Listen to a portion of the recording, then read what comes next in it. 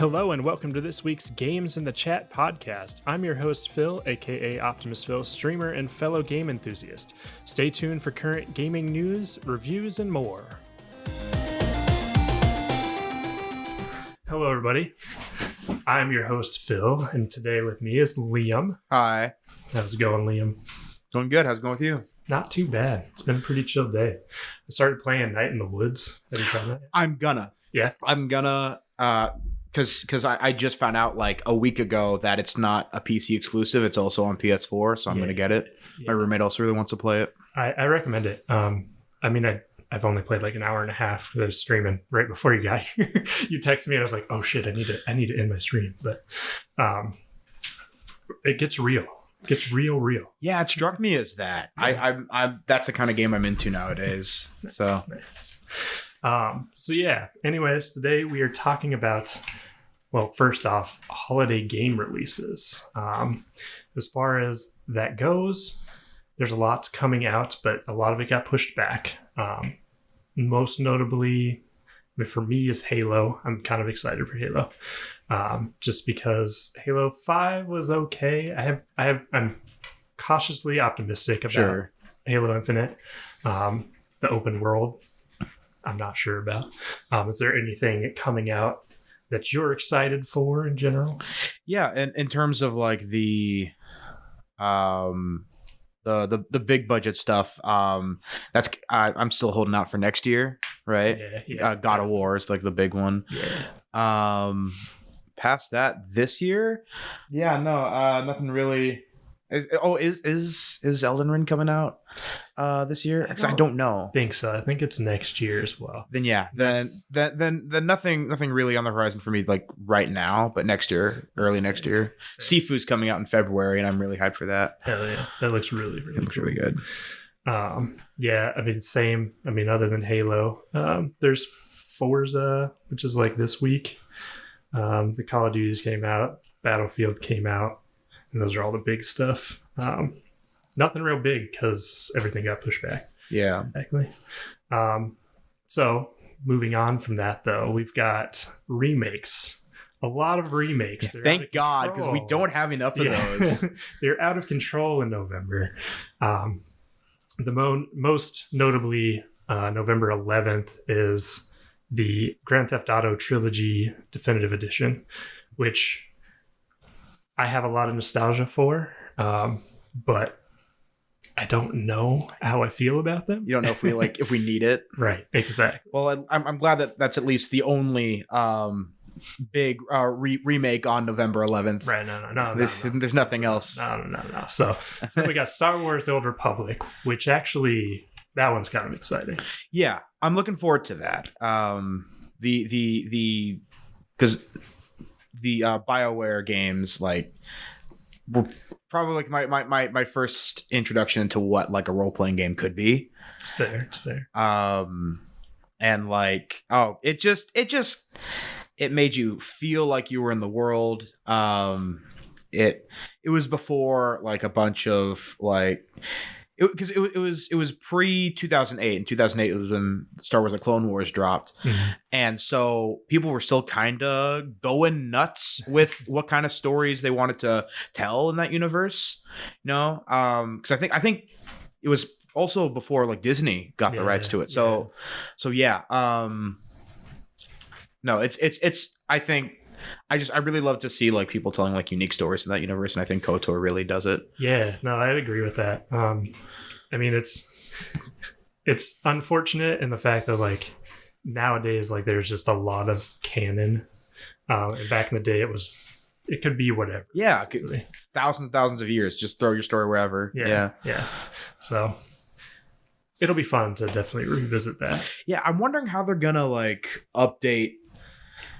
Like obviously they're gonna do like some sort of like graphical redo, but like I'm really wondering because the combat system in that game was a bit cumbersome by like 2005 standards. Yeah. And so I'm wondering if they're gonna do anything to streamline it, or if they're just gonna leave it in just because of the sake of its charm. But I'm hyped either way. I really haven't even heard as far as like quality of life stuff they've changed. I would assume so. Most remakes do. I guess we'll just have to find out when it comes out. Really cool. But I'm definitely not. I'm very optimistic about it, and I feel like it's reasonable. You know, Yeah, I feel like it probably is going to be good. It's a remake that should be remade, basically. Yeah. And then of course, Skyrim. 10 years later. I've never. What's Skyrim? I don't know either. I've never heard of Skyrim. Yes. 10-year anniversary. Apparently, we need to have another one. It's on every system already in various forms. Yeah, but it's not on every system enough, you know? Exactly. You need at least 5 versions per system. God. So how do you feel about that then? Listen, I played Skyrim one time. I maybe sank, I don't know, 15 hours into it. Really? Yeah. Okay. So, like, I gave it an honest play. I don't understand. Like, it was fun. I mean, the Elder Scrolls in general, great. I mean, even ESO, I kind of enjoyed, even though it's not Elden Ring. Yes, yeah, that's a whole other podcast. Yeah. Is ESO.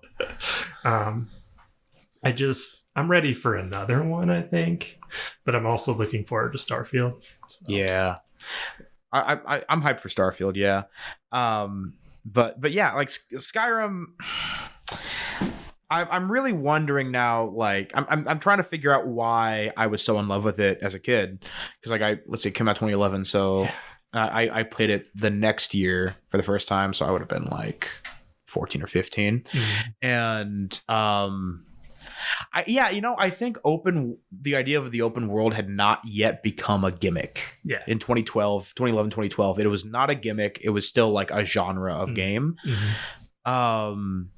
And just being able to like go out in the world and while it was still like very much on rails, it did a good job of hiding that. Yeah. And so it just that mixed with like the sound design and the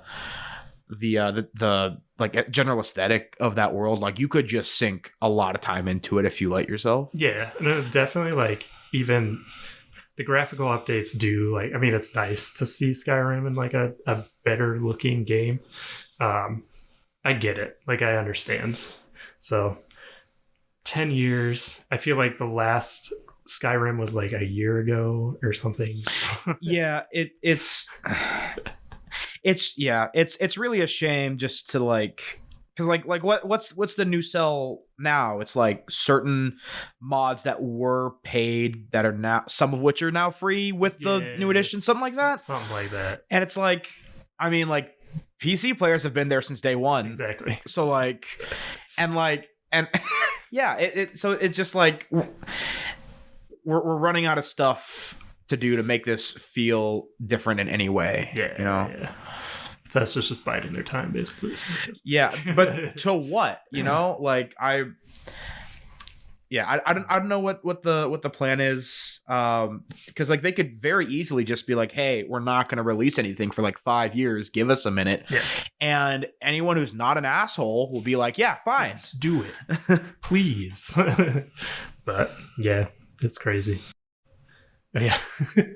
How many re-releases of Skyrim do you anticipate in your lifetime? And see, and the problem is that that is an honest question. It is, because it's like, I mean, like we could have asked that jokingly like 5 years ago, but also this now shows no sign of stopping. No. And it's, I mean, they're gonna keep releasing it because they can like produce and funnel just enough content to make the trailer look new. Yeah. And so I think as long as we have new technology being produced, we're going to keep having Skyrim. True. Because I'm sorry. No, you're good. It's like Grand Theft Auto 5 right now. It's 3 generations at this point. Jesus Christ, it is 3 generations. Yeah.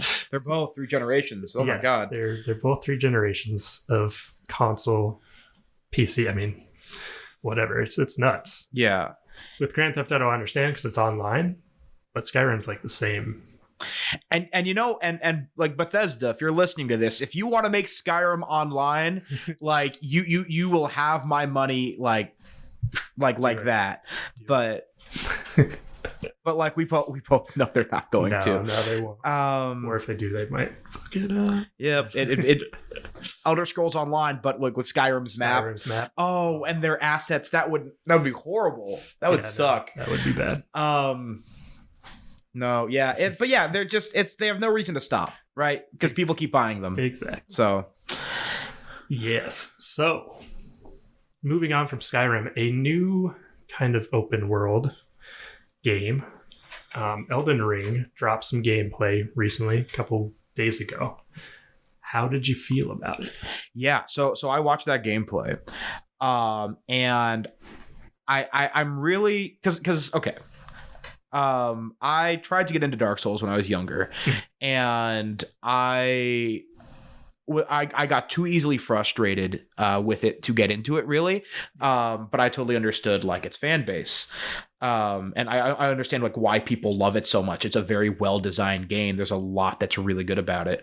I was the problem in that situation. Most people are. Yeah. If you don't like it, it's because it's hard. Yeah. So. And I think one of the really cool things about that game, the first game especially, less so I think in the sequels, is that it's got like a very tight focused map, and like the way they like pace the narrative based on like what areas you can access, you know, is like a really strong suit of the game. Yeah. And so to see that style of gameplay moved into like an open world situation, initially I was like, oh really? So they're also doing the open world gimmick.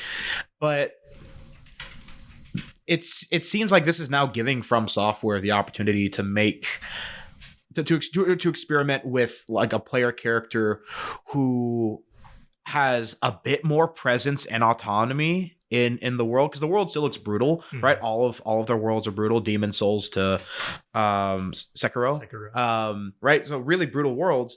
But I think Sekiro also did this to some extent, is like, oh, you're not just trying to survive the world, you're actually like you are just as dangerous as anything else in it. Yeah. True. And I think that the open world setting could actually be really conducive to that, if they still make the progression both narratively and like mechanically something that's really challenging. Yeah. Because like I never felt powerful in Dark Souls, you know. I felt good at the game, but that was me. Right.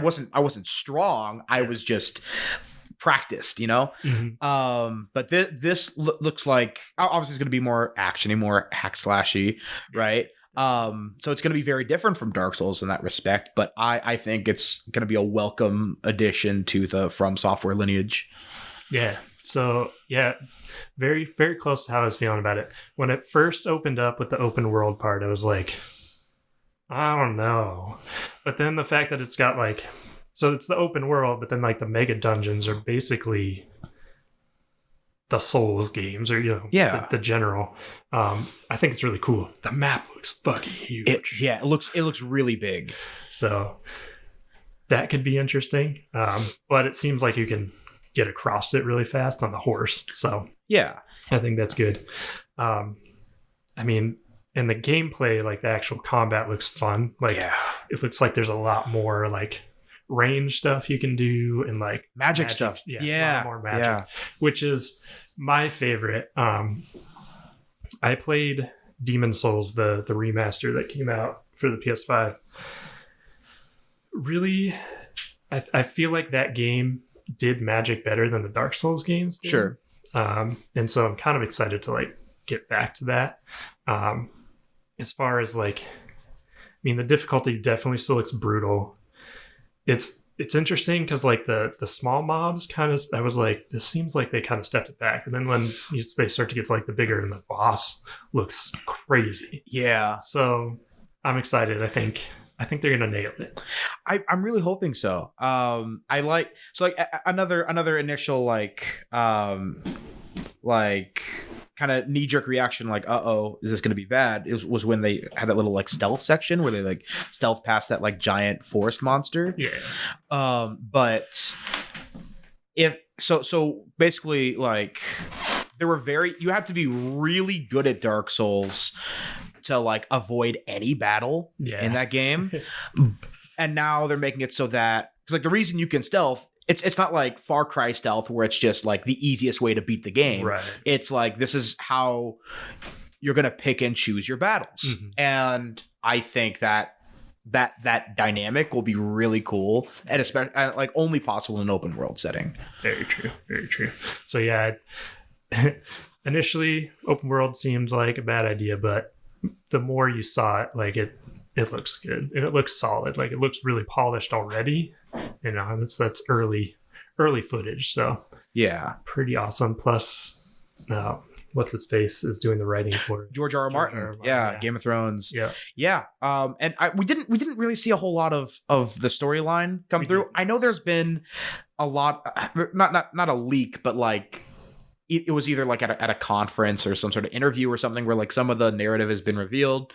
But yeah, I mean, I'm a fan of Martin's work. Same. And so I have no reason to feel like that'll be any less in this game. Yeah, exactly. I think it'll be cool to have that narrative. I think it might give it a little more narrative than some of the FromSoft games have. Yeah, and like the fans of those games will say like, well, there is narrative. It's just like in the item descriptions, right? Yeah. You know, and it's like, Sure, but like I'm here to play the game, not read the item descriptions. Yeah. Again, that's me personally. That's taste. It's not a critique of those games. Yeah, that was my problem with the first. Totally off topic, but the first Destiny, they did not want to give you any actual story. It was just all in the grimoire. The grimoire, that's what they called it. The fuck with the cards. Yes. Yeah, and like when you look into the lore of the Destiny universe, yeah, it's really cool. Great. It's really cool, and none of that was in the game. Not at all. They didn't have time to explain what they didn't have time to explain. Yeah, it was like, guys, this could have been what saved the game. Yeah. But instead, you just like overpromised, underdelivered, and all the classes ended up being the exact same. And rebooted it, made it like it was a different thing, but it's not. Also, now that you all have had the game for a year, just so you know, just so you're not surprised, all of your weapons are useless now. Yeah. Every time. Fucking. Yeah. We'll bring them back. But then we'll phase them out again. Yeah. Remember like year one Gjallarhorn? Oh, dude, the Gjallarhorn. It's the meme that was. I got it like the week before that update, so I got to use it. Exactly. Yeah. So yeah, I'm looking forward to it.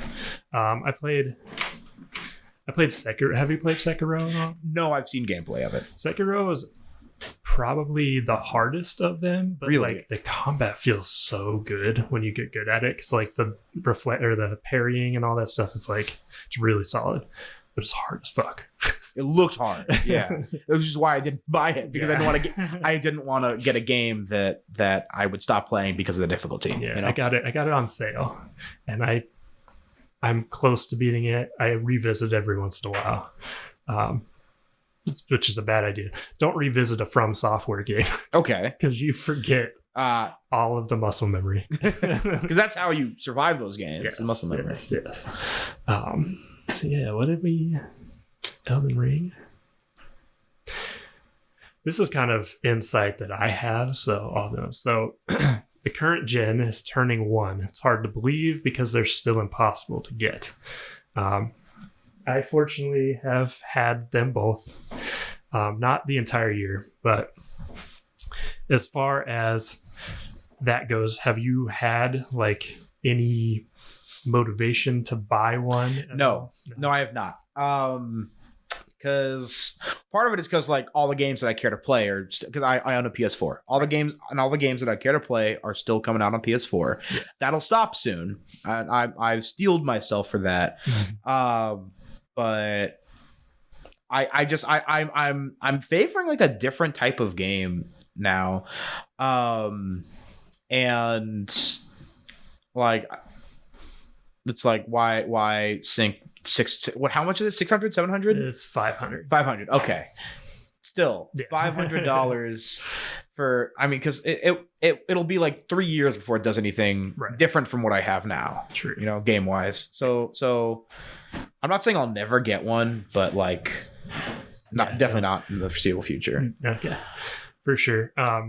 And with that in general, like I've had them for the year, well, kind of the year. There's nothing, because everything it's in transition. Pandemic has made it kind of harder for them, so they're definitely doing a lot more cross-gen than they would have. Basically, the only thing that you notice, other than game performance is a little better, is the SSD. Like, games load so fast. Really? Okay. And it's like... That's nice. It's nice. Yeah. And it kind of ruins you.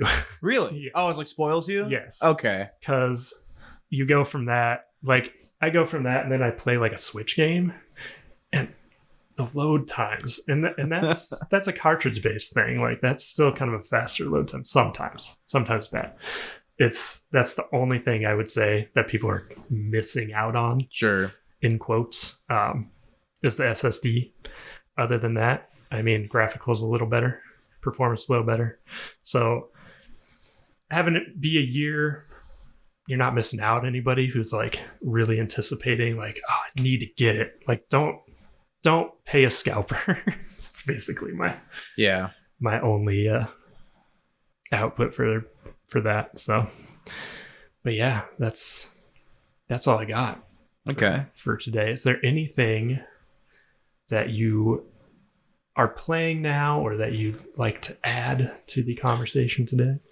So what I'm playing now, and I guess this speaks to like my change in what I want from video games, is I'm playing the fuck out of Disco Elysium right now, and you are too. Yes, you I started it. Yes. Yeah. It is.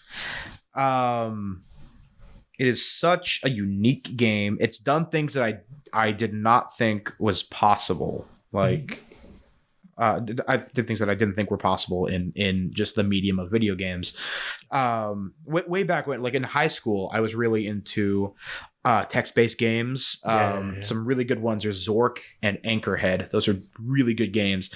And no video game, like no role-playing games, like really made me feel the same way that text-based games did. Because it's super intimate. Just having to like read through all that text and then input a very simple command. Yeah. It was very like it's like it felt very much as though like I was engaging in exactly what the creator wanted me to engage in. Yeah. And Disco Elysium now does that. Like the way I move through the world in Disco Elysium and I interact with everything, like every time I think like I'm outsmarting the game, the game just like, no, you're not. No, like that's a reasonable thing that you're doing. You're not clever. Yeah. You know, and it feels really like genuinely like exciting and refreshing to be, I guess for lack of a better term, humbled by that. You know, like this is not a game that I'm just playing, but it's like I can really, because I'm a writer and I can see the amount of care and work that went into the writing and the world building of the game. And I mean, yeah, like I'm definitely biased in favor of this style of game, but it's really cool to be able to like experience exactly what this creator had in mind. Yeah. And it really feels as though like this is why video games are art. This is why there's no argument that they're not, you know? Yeah, definitely. Yeah, and so that like you get the sense of the writing like right off the bat. Like as soon as the game starts, like it's deep. Yeah. Yeah. It comes to you like a truck. It really does. Yeah. Like, literally. But yeah, I haven't gotten very far. I will say. I do plan to really get some time into it though, because it looks really, really interesting. It's really good. Yeah. And like it kind of is akin to like, to me, like the old click in whatever it was called. Just adventure, like classic adventure games, like Monkey Island. Exactly. Yeah. It's like those where like you kind of have to really pay attention to the environment and stuff. Yeah. Just like pick up on all the nuances and stuff. So like it's kind of like a cool, I mean, I don't have the full vision yet, but like a revisit to that kind of like era of storytelling in video games, because nowadays, I mean, there's a lot of like big elaborate set pieces and stuff visually. 24-minute cutscenes. Right. Yeah. Exactly. Which, by the way, Star Ocean apparently has a 46-minute cutscene. I've never heard of Star Ocean. Yes, Star Ocean is a JRPG that I think that one in particular was on the 360. Okay. But yeah, apparently had a 46-minute. I think it holds the record for the longest. Bro, you obviously want to make movies. Yeah. Just talk to some contacts, get into that. Like that's longer than an anime episode. Yeah. Like 45 minutes. So, but yeah, I'm kind of in the same boat too. Like I have been playing a lot more indie titles just because they're a different experience than you're getting, because everything is kind of copy and paste at this point. It's getting very formulaic, I guess. Yeah. So like, it has to. Exactly. Yeah. It sells. Yeah. So I get it. And I still play them sometimes. Yeah. So, but yeah. Liam, thank you for joining me today. Yeah, thanks for having me, Phil. We'll have to do it again. Yeah. I mean, if you want. I'm in for it.